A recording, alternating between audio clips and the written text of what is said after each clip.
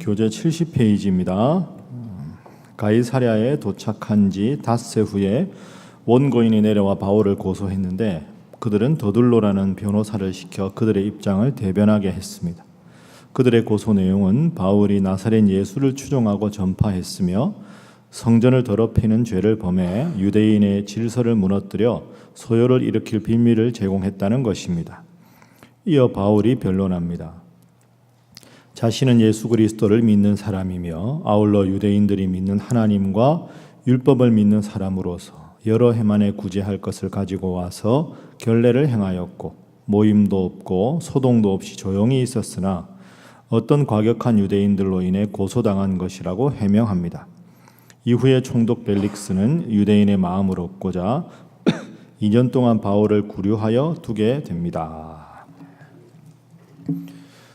예루살렘으로 바울이 올라갔었죠.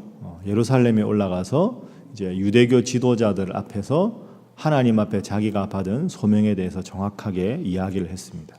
오늘은 가이사랴라는 지방에서 이제 만납니다. 왜 가이사랴로 갔느냐 하면 이 예루살렘의 유다의 수도지요. 그래서 그 당시의 식민지였기 때문에 로마의 총독이 파견 와서 다스리게 되는데 로마 황제를 대신해서 그 로마의 총독이 있는 관저가 있는 곳이 가이사랴입니다. 그러니까 이제 가이사랴로 가서 총독에게 재판을 받아서 시시비비를 가리기 위해서 가이사랴에 있는 총독 베스도에게 가서 이제 재판을 받는 장면입니다.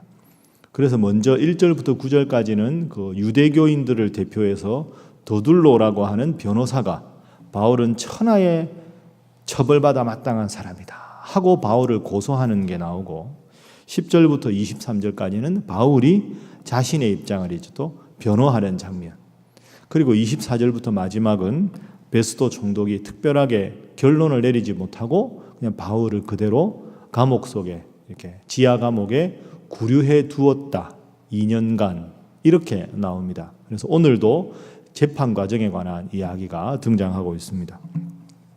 오늘 본문에서 첫 번째로 우리가 기도해야 될 제목은 우리를 향한 사탄의 공격을 늘 경계해야 한다 하는 겁니다. 하나님의 사람이 바로 서지 못하도록 늘 사탄은 끊임없이 우리를 지치게 하고 무너지게 하고 괴롭고 힘들게 하려고 노력하는데 그것을 우리가 경계해야 한다 하는 것이죠. 자, 오늘 본문 말씀의 1절에 보면 우리 1절 한번 읽어봅니다. 시작. 닷새 후에 대제사장 아나니아가 어떤 장로들과 한 변호사 더둘로와 함께 내려와서 총독 앞에서 바울을 고발하니라. 아멘. 유대교 어제 우리가 사내들인 공의회 회원들 72명하고 바울이 논쟁을 했습니다. 뚜렷한 결과를 유대인들이 얻지 못했습니다. 그래서 오늘은 어떻게 하느냐 하면 전문 변호사를 한 명을 고용을 합니다. 그 사람 이름이 더둘로지요. 그러니까 돈을 많이 주고 전문 변호사 한 명을 고용을 해서 바울이 얼마나 나쁜 인간인지 처벌받아 마땅한 인간인지 우리 모두를 대표해서 총독 앞에 낱낱이 법리적으로 쫙 고소를 해라. 그래서 저 바울을 처벌할 수 있도록 해달라. 이렇게 부탁을 한 거죠. 그 부탁을 받은 사람이 더둘로입니다. 자, 그럼 더둘로가 이 베스도 총독 앞에 바울을 뭐라고 이야기하는지 보십시오. 사실은 이 베스도 총독이 잘 다스린 총독이 아닙니다. 별로 훌륭한 총독이 아닌데 얼마나 아부를 하는지. 자, 3절. 벨릭스 각하여 우리가 당신을 힘입어 태평을 누리고 또 이 민족이 당신의 선견으로 말미암아 여러 가지로 개선된 것을 우리가 어느 모양으로나 어느 곳에서나 크게 감사하나이다. 벨릭스 다음이 베스도입니다. 지금 벨릭스죠. 벨릭스 총독이 잘 다스린 총독이 아닌데 갖은 아부를 합니다. 총독 기분을 좋게 만드는 거죠. 노련한 사람입니다. 더둘로가. 자, 5절부터 이야기합니다. 바울의 고소 내용이 세 가지죠. 첫 번째, 이 사람은 전염병 같은 자라 유대인을 소요하게 하는 자다. 그러니까 소요하게 하는 사람, 첫 번째 죄목. 두 번째는 5절 후반부에 이단의 우두머리, 그리고 세 번째 성전을 더럽게 한다. 이 세 가지 명목으로 바울을 고소를 했습니다. 여러분이 바울이라고 한번 생각을 해보십시오. 바울이 지금 갇혀 있는 곳이 지하 감옥입니다. 이 감옥에서 얼마를 갇혀 있느냐 하면 이 마지막 27절에 보면 이태 2년입니다. 2년간 지하 감옥에 갇혀 있습니다. 그 당시 지하 감옥은 그 바위 있죠, 바위에 이렇게 구멍을 내 가지고 바위 저 밑에다가 한 사람을 가두어 놓는 겁니다. 그러면 바울은 그 지하 감옥에 있을 때 햇볕도 안 들어오는 거죠. 그럼 저기 있는 구멍으로 조금 햇볕이 들어옵니다. 그럼 바위 구멍을 판 지하 감옥에 있다가 올라올 때 신문을 받을 때는 어떻게 올라올까요? 그 계단이 없잖아요. 한 명 들어가는 공간이니까. 그럼 위에서 밧줄을 내립니다. 그럼 밧줄을 내리면 밧줄을 몸에 칭칭 감는 거죠. 그 칭칭 감음 위에서 밧줄을 끌어올리면 바울이 올라와서 재판받고 또 내려가는 겁니다. 그러기를 무려 2년 동안 합니다. 그러니까 2년 후에 재판받은 장면이 사실은 내일 25장입니다. 여러분이 바울이라면 어떠실까요? 얼마나 이게 힘들겠습니까? 원망이 안 생기겠습니까? 하나님, 제가 뭘 잘못했습니까? 예수 이름 증거한 것밖에 없는데 왜 이렇게까지 고통을 당해야 합니까? 유대인들 앞에서도 자기를 죽이겠다는 40명의 결사대도 있고 과거의 동료였던 사내들인 공의의 사람들도 다 자기를 욕하고 지금은 총독 앞에서까지 내가 이런 고통을 당하고 지하 감옥에 갇혀야 합니까? 차라리 저를 죽여주십시오. 더 이상 안 하겠습니다. 보통 사람 같으면 그렇게 소위 말해서 지쳐서 나가 떨어질 수 있는 상황입니다. 그만큼 사탄은 하나님 앞에 바로 선 사람을 집요하게 공격합니다. 근신하라 깨어라 너희 대적 마귀가 우는 사자같이 두루다니며 삼킬 자를 찾는다. 이런 말씀이 있죠. 그렇습니다. 사탄이 집요하게 지금 자꾸 바울을 공격하는 이유는 그만큼 바울이 하나님 앞에 훌륭한 성도였기 때문입니다. 여러분들도 오늘 하루 살아갈 때 하나님 뜻대로 살아가려고 몸부림치는 만큼 영적으로 여러분을 힘들게 하고 방해하는 세력이었음을 꼭 기억하시고 이 갖은 고초를 다 겪고 위대한 사도 바울로 거듭난 우리 바울을 본받아서 오늘 영적으로 근신하시고 깨어서 마귀를 대적하고 주님 한 분 바라보고 살아가시는 여러분 모두 되시기를 주님 이름으로 축복합니다. 자, 두 번째 기도 제목은 하나님 앞에 바르고 정직하게 살아가게 하소서 하는 겁니다. 하나님 앞에서 늘 바르게 그리고 정직하게 살아가게 하소서. 자, 오늘 본문 말씀 이렇게 더둘로가 세 죄목으로 바울을 고소했습니다. 바울이 어떤 모습을 보이느냐. 자, 이제 바울이 변론합니다. 11절 말씀에 보면 당신이 아실 수 있는 바와 같이 총독 벨릭스에게 벨릭스 각하 당신이 아는 바와 같이 내가 예루살렘에 예배하러 올라간 지 열 이틀밖에 안 되었습니다. 쭉 하면서 이제 바울이 자기 입장을 이야기합니다. 자, 첫 번째 죄가 무리를 소요하게 했다. 바울이 변론합니다. 12절 내가 성전에서 누구와 변론하는 것이나 회당 또는 시중에서 무리를 소동하게 하는 것을 보지 못했으니까 나한테 소요하게 했다는 사람 데리고 오세요. 이렇게 이야기를 합니다. 14절 이단이라고 하는 예수님을 따른다고 했는데 예, 맞습니다. 저는 나사렛 예수님을 믿습니다. 그리고 19절 만약에 나와 함께 있었던 사람 중에 나를 반대할 사건이 있으면 당신 앞에 와서 미리 고발하지 않았겠습니까? 그러니까 앞서 더둘로가 세 가지 죄목으로 나를 고소했으나 이 세 가지 죄목은 나와는 아무런 관계가 없습니다. 누구라도 내가 그 세 가지 죄목에 걸린다고 생각하면 데리고 나오세요. 데리고 나와서 이야기를 한번 해보세요. 당당하게 이야기합니다. 그러니까 이 벨릭스가 할 말이 없습니다. 그리고 여러분, 로마의 총독이 지금 예루살렘과 가이사랴에서 하는 일은 뭐겠습니까? 정치적으로 로마에 대항을 하거나 이런 사람들을 심판을 할 텐데 바울을 지금 고소한 모든 죄는 사실은 종교적인 겁니다. 종교적인 것에 대한 걸 총독이 가타부타 말할 이유가 없는 겁니다. 그래서 벨릭스 총독도 내일 보는 베스도 총독도 아그리빠 왕도 바울은 죽일 죄목이 없다.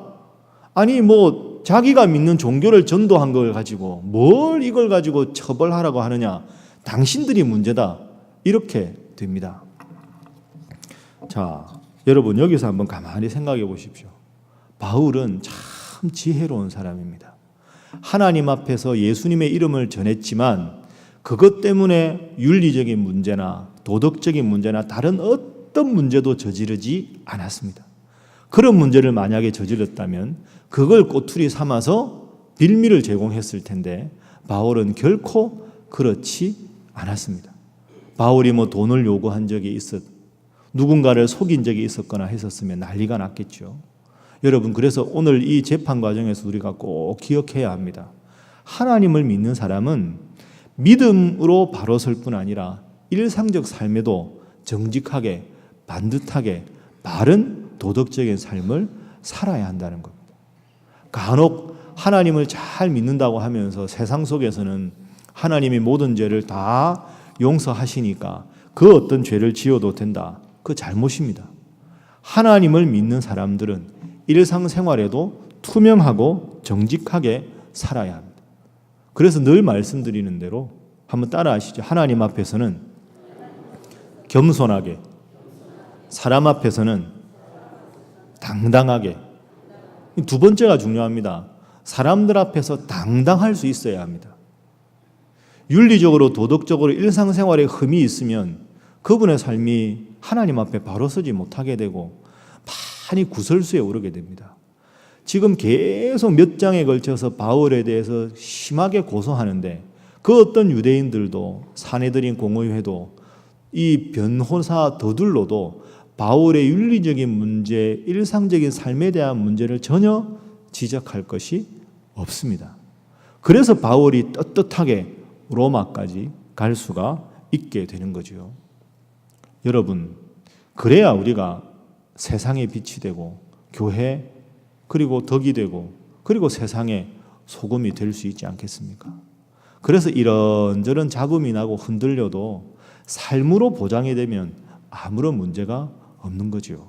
그래서 누군가를 향해서 비난하기 전에 그리고 여러분이나 저나 우리에 대해서 각자에 대해서 이런저런 시비거리가 오해가 생기면 얼마나 마음이 불편합니까? 있는 오해 없는 오해 다 이렇게 가지고 소문이 부풀려지면 얼마나 여러분 마음 불편합니까? 왜 저렇게 할까? 말하기 전에 그럴 수 있는 빌미조차 생기지 않는 삶이 거룩한 삶 아니겠습니까? 그리고 이런저런 말을 만들 때 말 만든 사람이 머쓱해질 수 있을 정도로 하나님 앞에 신앙적으로 바로 서고 일상생활에 바로 서야 그래야 하나님 앞에서 바울처럼 하나님 앞에 인정받는 성도가 될 수 있지 않겠습니까? 하나님 앞에 겸손하게 세상을 향해서는 흠없게 정직하게 당당하게 살아가시는 여러분 모두가 될 수 있기를 바랍니다. 마지막 세 번째는 불의한 이익을 탐하지 말게 하소서 하는 기도 제목입니다. 불의한 이익을 탐하지 말게 하소서. 자, 이제 이 재판 과정에서 바울의 변론이 끝나고 이제 재판관이었던 벨릭스의 입장이 나옵니다. 자, 벨릭스 총독이 24절 이하에 나옵니다. 24절부터 보면 벨릭스가 유대 여자와 더불어서 바울의 이야기를 다 듣습니다. 그리고 25절에 말합니다. 바울이 의와 절제와 장차오는 심판을 강론하니 벨릭스가 두려워하여 대답하되 지금은 가라 내가 틈이 있으면 너를 부르리라 하고. 자, 26절 27절 함께 읽어봅니다. 시작. 동시에 또 바울에게서 돈을 받을까 바라는 고로 더 자주 불러 같이 이야기하더라. 이태가 지난 후 보르기오 베스도가 벨릭스의 소임을 이어받으니 벨릭스가 유대인의 마음을 얻고자 하여 바울을 구류하여 두니라. 아멘. 이 벨릭스가 훌륭한 총독이 아닙니다. 그러죠? 자기가 보기에 죄가 없습니다. 지금 죄가 없는데 어떡합니까? 2년을 감옥에 그냥 가둡니다. 그리고 가끔 바울을 부릅니다. 26절에 왜 부른다고요?